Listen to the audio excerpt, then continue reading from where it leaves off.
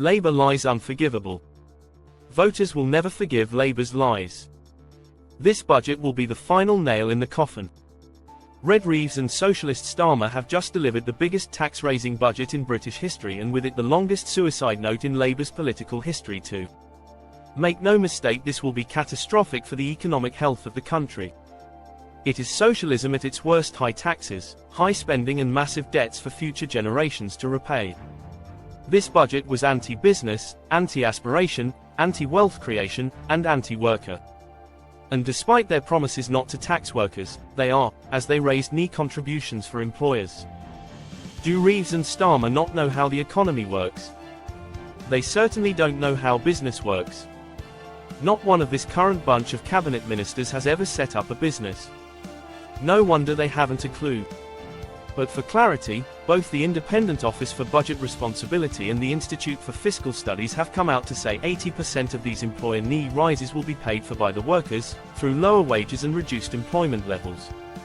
Reeves' raid on the unfairest tax of all, inheritance tax, will double the number of estates which have to pay it, and disgracefully will virtually make it impossible for family farmers, definitely working people, to pass on their businesses to the next generation.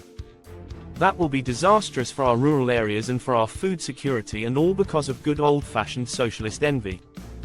Despite these huge tax rises, the impact this budget will have on the country's debt is eye-watering. This budget was anti-business, anti-aspiration, anti-wealth creation, and anti-worker. Debt interest payments will be more than £100 billion each and every year, and will reach an astonishing £120 billion a year by the end of the decade. To put that into context, it dwarfs the UK's annual defence spend, which stands at £55 billion. This is money being wasted instead of being spent on public services.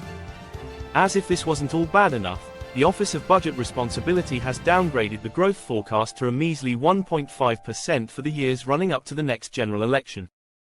So much for Labour saying this was a budget for growth. And probably even worse than the economic misery this budget will bring, is the further mistrust in politicians this will cause. Labour ruled out tax hikes on working people more than 50 times and ruled out changing the fiscal rules to fiddle the figures. Clearly lies. After the betrayal of pensioners with the scrapping of the winter fuel allowance, this budget could prove to be the final nail in the coffin for this government 4 months after securing a huge majority. At the election, Rishi Sunak did warn people over and over again that Labour would hike up taxes despite their pretending otherwise. This very first budget did just that and has taken our country back to the 1970s with crippling taxation, unsustainable levels of borrowing, and the trades unions in control. It also broke virtually every single economic promise Labour had made during the election. And for that they will never be forgiven. Only a Labour government would even think that the best way to save taxpayers' money is to set up a new quango. In her budget statement this week, Rachel Reeves announced the creation of the Office for Value for Money. Unbelievable. The person who has been appointed to head this new body previously served on the board of HS2.